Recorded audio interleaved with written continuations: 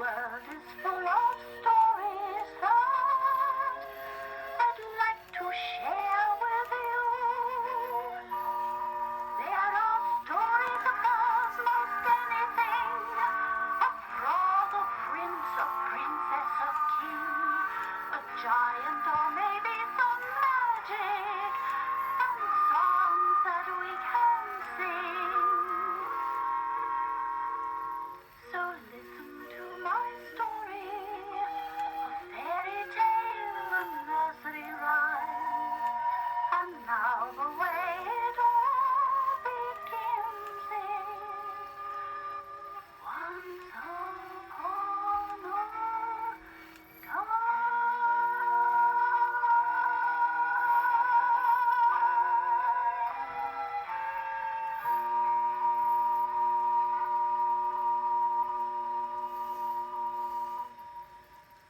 Hello, I'm Mother Goose. How are you, dear?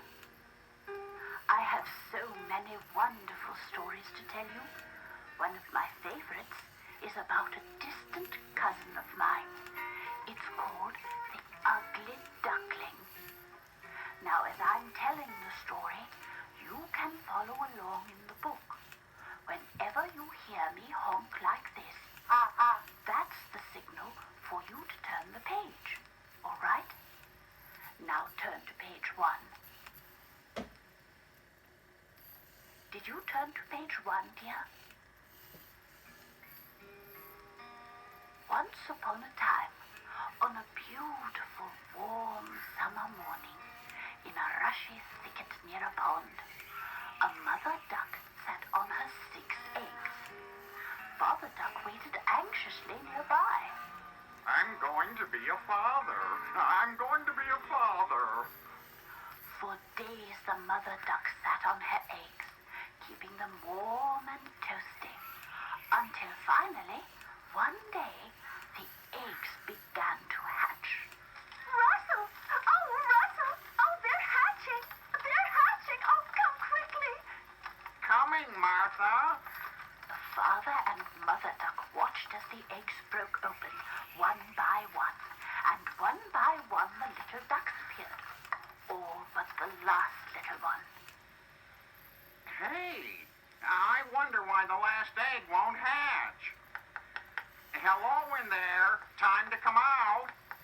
But no matter how hard they tried to coax the baby duck out of the egg, that last and biggest egg just would not hatch. Now the little pond with its surrounding banks was the home of many animals. Among them were 4 families of ducks, 2 geese, 2 swans, a beaver, and lots of fish. On the other side of the pond lived a family of toads. Meanwhile, the mother duck still sat patiently on her egg until, finally, the moment came when the last egg started to hatch. Russell? Russell! It's hatching! Oh, this is it! It's hatching! Now, by this time, all the animals had heard about the last egg that would not hatch. So when the mother duck started shouting, they raced to the nest to see the new baby duckling. So, the big moment's here, eh? The egg cracked open, and very slowly, a dark gray, not so tiny duck appeared. Hi, Mommy. Oh, Russell, look! Our baby! I know! We'll call him Hector! The father duck squeezed past the other animals to get a good look at the new baby, Hector. Let me see. Let me see. Why, he's... Oh, he's... He's ugly! Why, look how funny looking he is. But he's the silliest looking duck I've ever seen. Yeah, what an ugly duckling. All the animals laughed at Hector. He didn't look exactly like the other baby ducks, as the animals teased. Tears rolled down the little duckling's cheeks. Well, What's wrong with me? Is something wrong? Am I ugly? Hector buried himself deep into his mother's chest feathers. I'd hide that ugly duckling if I were you. He sure is an embarrassment to the rest of the family. All right, that's enough. He's done nothing to you. Go on now, get out of here. Leave Hector alone. The beaver, the geese, and all the other animals walked away, laughing, leaving Hector and his family alone. Hector stayed close to his mother, doing his best to hide beneath her large, soft wings. Am I really ugly, Mommy? Huh? Mommy, am I? Oh no, Hector. Just then, two beautiful white swans glided past. Hector wanted to be beautiful too.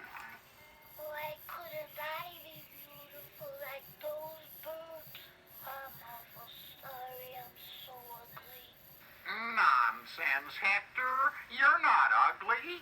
You're just different from the others, that's all. Keep your chin up. That's it. There now. I think you're beautiful. Well, I don't feel very beautiful. I feel ugly. During the next few days, the animals of the pond teased Hector whenever they saw him. And even though his parents tried to comfort him, Hector still felt very bad. Then one night, when everyone was fast asleep in the thicket, the little duckling decided to run away. He tiptoed quietly into the night. Goodbye, Mommy. Goodbye, Daddy. Goodbye, everybody. Maybe I'll be back someday. Maybe. Hector waddled along the edge of the pond. It was getting dark, and the evenings were turning cold. Fall was coming. As Hector waddled along, he heard hoots and whistles and scary noises. The night sounds frightened him. What's that? What's that? What's that? He stopped and hid beneath a thick hedge along the pond. I think maybe I'll finish running away tomorrow morning. And while the moon danced on the night dew all around him, Hector fell asleep. When Hector awoke the next morning, he continued to run away from home. As he made his way along the bank of the pond, a large green toad suddenly jumped in front of Hector. Hey, what's a big idea? You had scared me. I'm sorry. I thought you saw me. The toad stopped jumping and came to rest in front of Hector. He introduced himself. His name was Otis. My name is Otis. What's yours? My name was Hector and you had scared me. Well, how do you do, Hector? And say, what are you doing on this side of the pond anyway? Most of the ducks I know live on the other side. Hector explained that he was running away because the other animals teased him for being ugly. Aren't you going to call me names and tell me that I'm ugly? Ugly?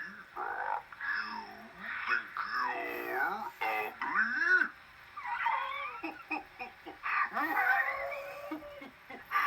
You're going to ask a big, old toad with warts and bug eyes to call you ugly? Oh, that's funny, Hector.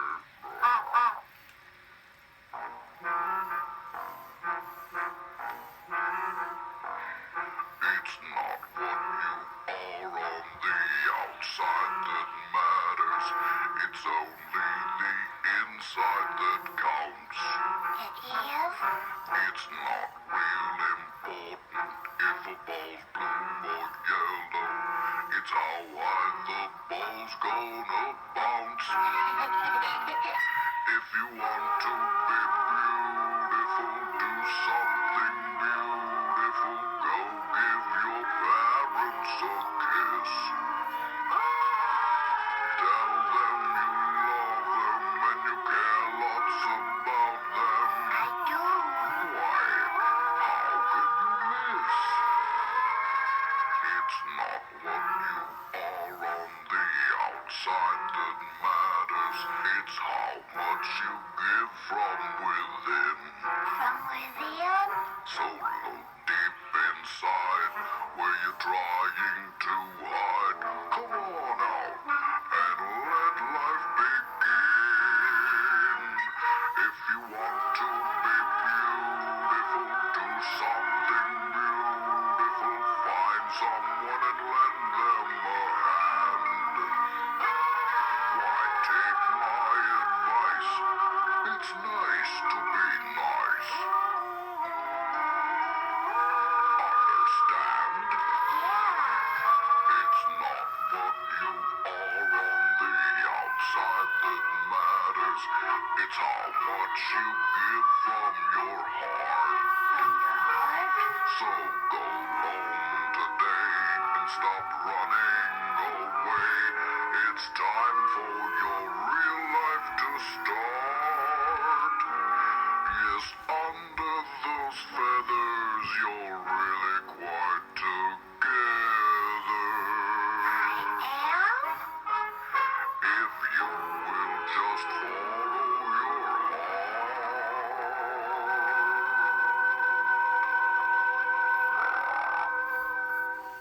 Otis did a wonderful thing. He told Hector that true beauty isn't what you are on the outside. It's what you are on the inside by the things you do and say. Hector started feeling a lot better about himself. Otis, you know what? I feel a lot better. And you're going home now. You bet I am. I learned a lot about myself and what's important. Otis convinced Hector to go back home and face things with a positive outlook.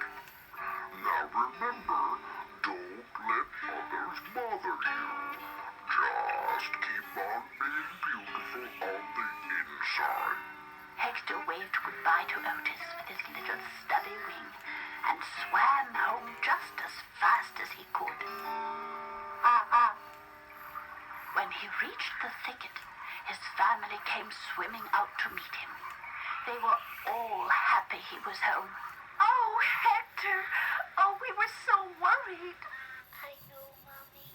I'm sorry, Daddy. I won't ever run away again. Winter was coming.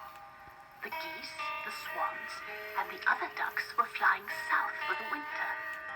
To protect Hector from all the teasing that might happen along the way, Mother and Father Duck decided not to go south, but to keep the family home that winter. Then winter came. The pond froze over with ice, and snow gently fell on the thicket. Hector and his family stayed inside to keep warm. Finally, after a long winter, spring came. The sun showered the little thicket with warmth. The icy pond melted, and the snow disappeared. Just then, there was a loud flapping noise in the sky. Hector's brothers and sisters quickly ran out of the thicket to the pond and saw all the other ducks, geese, and swans returning from the south. Each bird landed on the pond, one after the other. Come on out, Hector. The water's great. Come on out, Hector. Look, everyone's back now. We're all waiting for you. But Hector wouldn't come out of the thicket. He just knew all the other animals would start laughing at him again. And that's what he had been dreading all winter long. He just wasn't ready to face them again. Hector doesn't want to come out because we teased him so much, huh? Yeah, we were wrong to tease Hector. Come on out, Hector, please. We're really sorry for calling you names before. Really we are. We want to be your friends. Everyone called to Hector to come and join them in a swim. But Hector wasn't convinced. But then he started thinking about the things Otis had said. Otis was right. I have to face him. I can't run away anymore. So what if I'm ugly on the outside? I'll just be the best I can be on the inside. Yep, that's what I'll do. Okay, here I go. With Otis's song in his heart and his head held high, Hector left the thicket and swam out onto the pond to face the world. Hector, is that you? Hector looked down at his reflection in the water. Hey, who's that? What happened to me? When he saw himself in the pond, he didn't see an ugly duckling staring back at him. Instead, he saw a beautiful white bird with soft white feathers and a long, slender neck. Gee, I look just like those beautiful birds I saw that day. Boy, I'm beautiful. He's a swan. I'm a swan. Hey, everybody, I'm a swan. Yay!